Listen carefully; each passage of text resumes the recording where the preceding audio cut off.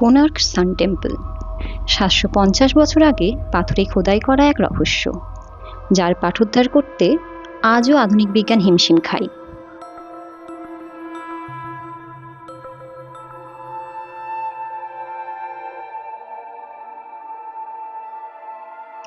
এটা শুধু একটা মন্দির নয়, এটা সময়ের প্রতীক।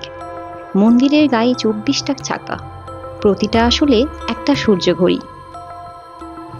সূর্যের আলো যখন এই স্পোকে পড়ে, ছায়ার অবস্থান দেখে সেই যুগের মানুষ সেকেন্ডের মতো নিখুঁত সময় বলে দিতে পারত। ভাবুন তো, জিপিএস বা স্মার্টফোনের আগে কতটা আধুনিক ছিল আমাদের পূর্বপুরুষরা।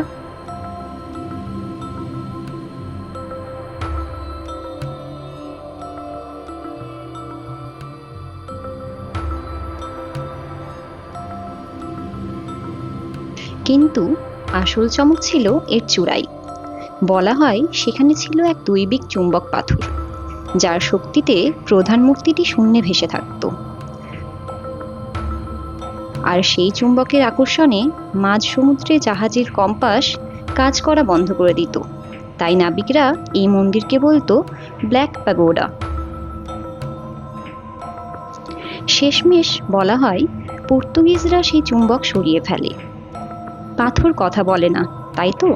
কিন্তু কোণার্কে এলে সেই ইতিহাসের স্পন্দন অনুভব করবেন। কারা কারা কোণার্কে এসে এই অনুভূতি করেছেন কমেন্টে জানাবেন। আর এরকম অজানা গল্পের জন্য সাথে থাকুন মিষ্টি মেমোরিজের। Thank you.